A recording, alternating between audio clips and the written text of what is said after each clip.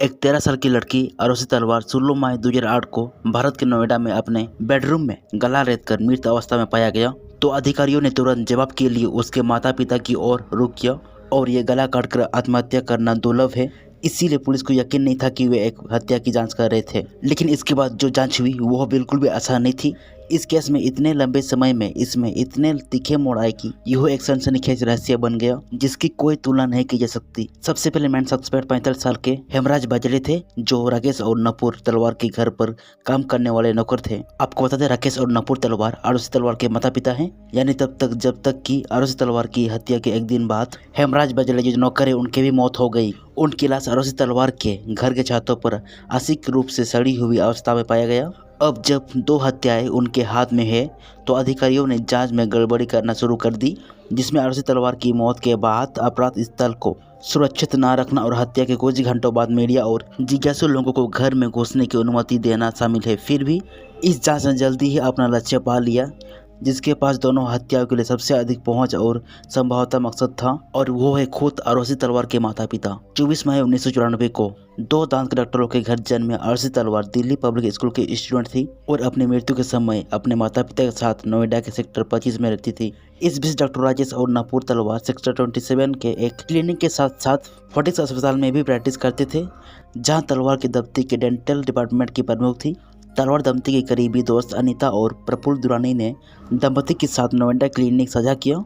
राकेश और अनीता सुबह 9 बजे से दोपहर 12 बजे तक शिफ्ट में काम करते थे, जबकि प्रफुल्ल और नपुर शाम 5 बजे से 7 बजे तक काम करते थे। 16 मई की सुबह 6:01 दरवाजे की घंटी बजी। घर के नौकरानी भारती को आमतौर पर घंटी बजा के अंदर आने देते थे, लेकिन वो अजीब तरह से गायब था। उसने 3 बार घंटी बजाई और आखिरकार नपुर ने उसका स्वागत किया, जो बालकनी में थी। और यह बेहद असामान्य बात थी, क्योंकि आरुषि तलवार के माता पिता शाम की शिफ्ट में काम करने के कारण देर तक सोते थे और हेमराज बाजले ही नौकर या मेहमानों को घर में आने देने का काम संभालते थे। प्रवेश द्वार पर बाहर से ताला लगा हुआ था, इसीलिए नपुर को भारती को चाबियों का एक सेट फेंकना पड़ा। जब नौकरानी घर में घुसी तो उसने देखा कि राजेश भी जग रहा था और आरुषि तलवार के माता पिता दोनों अपने बेटी के कमरे में सो रहे थे। उस समय उन दोनों ने भारती को कहा, देखो हेमराज ने क्या किया है। और तभी भारती ने देखा कि आरुषि तलवार खून से लथपथ पड़ी है और कुकरी चाकू से उसका गला काटा हुआ है। तभी भारती पड़ोसी और कुछ डॉक्टरों को बुलाने के लिए दौड़ी, लेकिन बेशक लड़की की मदद करने के लिए बहुत देर हो चुकी थी।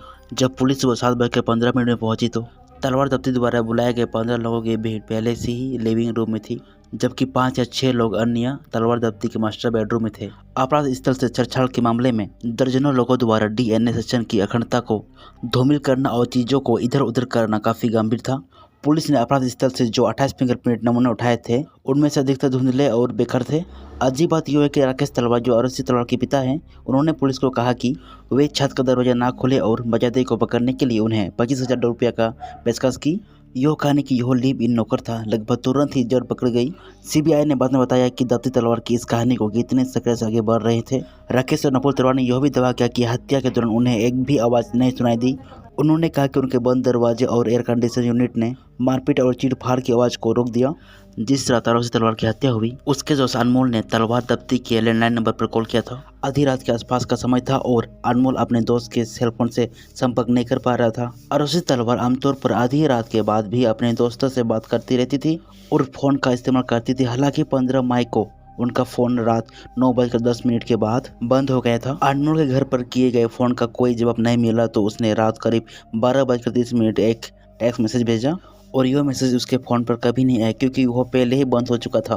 बाद में यह नोएडा के सुदरपुर इलाके के पास एक कच्चे रास्ते पर एक नौकरानी को मिला।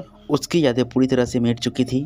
सीबीआई की रिपोर्ट में पाया गया कि तलवार दंपति अपने बेटी की मौत की रात 9:30 बजे काम से लौटे थे घर। जाहिर तौर पर उन्होंने उसके साथ डिनर किया और उसे जन्मदिन के तोहफे के तौर पर एक नया डिजिटल कैमरा दिया और साथ में कुछ तस्वीरें लेने के बाद परिवार 11 बजे सो गया, जिसमें उन्होंने बाद में कहा कि उन्होंने अपनी बेटी को किताब पढ़ते हुए देखा। आरुषि की आखिरी तस्वीर रात 10 बजे ली गई थी। यह ध्यान रखना जरूरी है कि आरुषि के बेडरूम का दरवाजा सोने के समय हमेशा बंद रहता था। चाबी आमतौर पर नपुर की नाइट टेबल पर छोड़ दी जाती थी, लेकिन बाद में मां ने पुलिस को बताया कि उसे याद नहीं है कि उसने उस रात को अपनी बेटी का दरवाजा बंद किया था कि नहीं। इस बीच राकेश ईमेल और अपने स्टॉक पोर्टफोलियो के उतर चढ़ाव भरी स्थिति को जानने के लिए इंटरनेट पर थे।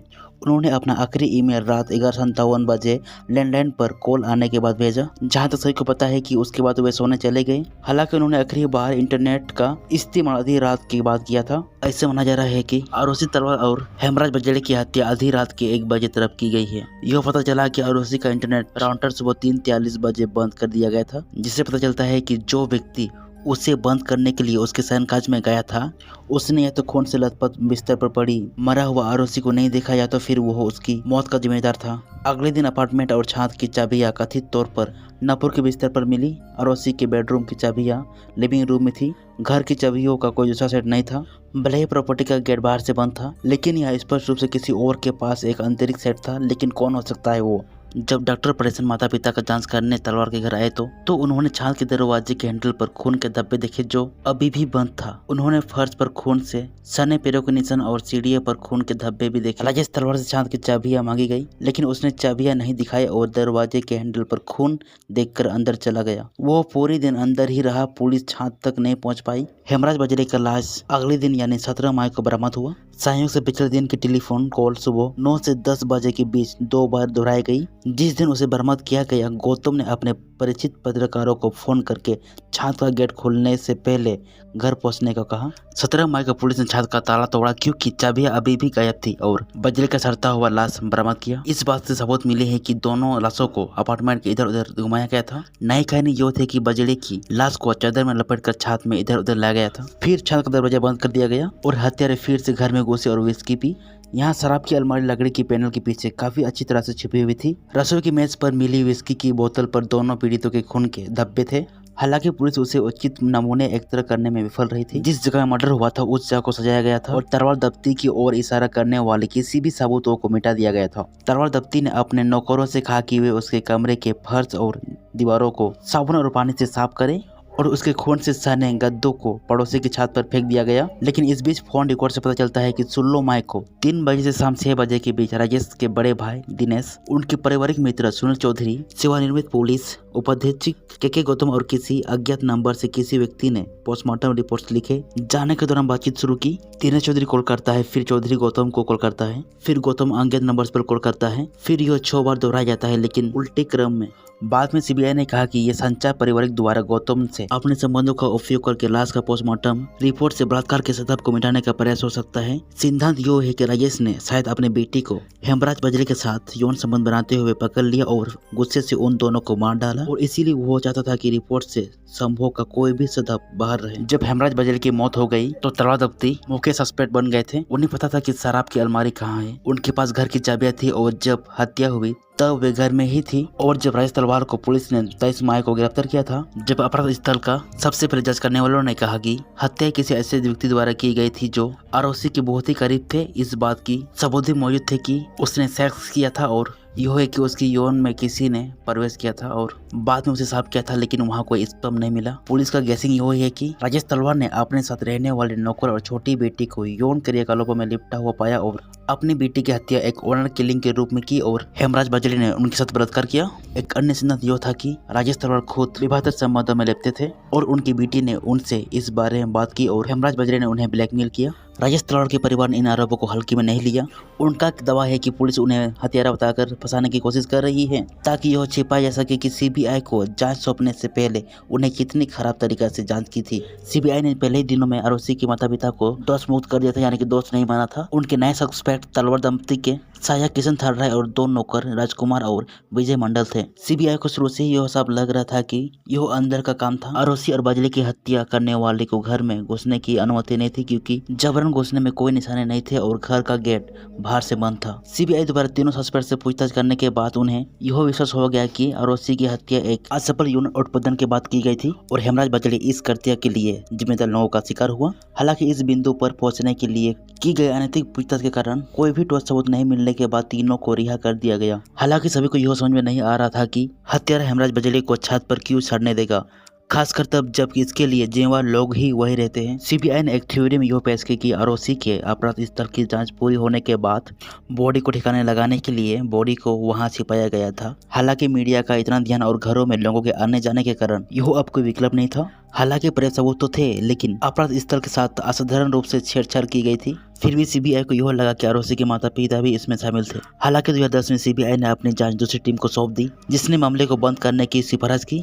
फिर भी इसमें राजेश तलवार को एकमात्र विश्वसनीय सस्पेक्ट के रूप में नामित किया, यहाँ तक कि उस घर पर आरोप लगाने से भी इनकार कर दिया क्योंकि वास्तविक सबूत मौजूद नहीं थे। राजेश तलवार ने परिवार के इस आरोप का विरोध किया, लेकिन कोई फायदा नहीं हुआ। सीबीआई ने 2011 में फिर से जांच शुरू की और राजेश और नुपुर तलवार को मुख्य सस्पेक्ट के रूप में नामित किया। जब सीबीआई ने फरवरी 2011 में क्लोजर रिपोर्ट्स की स्थिति को चार्जशीट में बदल दिया तो तलवार दीप्ति ने इलाहाबाद उच्च न्यायालय और सर्वोच्च न्यायालय में याचिका दायर की, लेकिन असफल रहे। अब वे अपने बेटी की मौत के लिए मुकदमा चलाने जा रहे थे। यह मुकदमा 11 मई 2013 को शुरू हुआ और 25 नवंबर 2013 को दोनों प्रतिवादियों को दोषी करार दिए जाने के साथ समाप्त हुआ। अभी योजना पक्ष ने आरोसी तलवार की हत्या के लिए यह स्पष्ट कर दिया। हत्या की रात राजेश तलवार ने एक आवाज सुनी और उसे लगा कि यह हेमराज बजले के कमरे से आई है। उसे वहाँ कोई नहीं मिला और उसने बंजले के कमरे से गोल्फ क्लब उठाया और फिर आरोसी तलवार के कमरे में घुस गया। वहाँ उसने देखा कि दोनों यौन क्रियाकलाप में लिप्त हुए थे। राजेश तलवार ने 43 वर्षीय नौकर के सिर पर डंडे से वार किया। जब उसने उसे फिर से मारने की कोशिश की तो नौकर हेमराज बजरे ने अपना सिर हिला दिया, जिससे पिता ने गलती से अपने बेटी पर वार कर दिया। जब तक नुपुर शोर सुनकर जगती और कमरे में भागती, तब तक हेमराज बजरे और आरोसी तलवार दोनों ही मर चुका था। स्पेशल प्रोसिक्यूटर एजेल कोल ने कहा, घायल हेमराज बजरे बिस्तर से गिर गया था। दोनों ने आरोसी की नापाक जांची और पाया कि वो लगभग मर चुकी थी, जिससे वे डर गए और उन्होंने हेमराज को मारने का फैसला किया ताकि किसी को घटना का पता न चले। फिर विवाहिक जोड़े का एहसास हुआ कि उन्हें अपनी बेटी आरोसी तलवार और अपने नौकर की दोहरी हत्या से बचने के लिए एक परिदर्शी बनाना होगा। उन्होंने बजरे के शरीर को लेपटा और उसे एक और बार उसकी लाश को ठिकाना लगाने के लिए छत पर ले गया। उन्होंने उसका गला काट दिया और फिर अपने बेटी के साथ ऐसे ही करने का फैसला किया। उन्होंने उसके यौन को भी साफ किया ताकि कोई स्पर्म ना मिले। राजेश और नुपुर तलवार ने फिर से अपराध स्थल को साफ किया। फर्श और खून के धब्बे, कपड़े पर लगे दाग को जो कुछ उन्हें दिखाई दिया एक सबूत के रूप में है, उसे साफ किया और नष्ट कर दिया। इसके बाद दंपति घर से बाहर निकल गई। बाहर से गेट बंद कर दिया और अधिकारियों को चकमा देने के लिए हेमराज बजले के कमरे से घर में घुस गए और तभी पिताजी बैठ गए और उन्होंने विस्की पी ली। नवंबर 2013 को कई सालों की सुनवाई और कानूनी कार्रवाई के बाद राजेश और नुपुर तलवार को आजीवन कारावास का सजा सुनाई गई। On circumstantial and unreliable evidence पर आधारित होने के कारण इस फैसला की काफी आलोचना हुई और तलवार दंपति ने इलाहाबाद उच्च न्यायालय में अपील भी की। इलाहाबाद उच्च न्यायालय ने प्रत्येक जांच के अभाव में 2017 में सीबीआई के न्यायालय के फैसला को पलट दिया। जज ने कहा कि कोई प्रतिदर्शी नहीं था। उनकी राय में सीबीआई कोई ठोस कारण बताने में विफल रही। जज ने यह भी कहा कि सर्वोच्च न्यायालय ने यह भी स्थापित कर दिया है कि यदि कोई प्रत्येक सच्चाई न हो तो मतलब ठोस एविडेंस न हो तो संदेह पर उचित संदेह हावी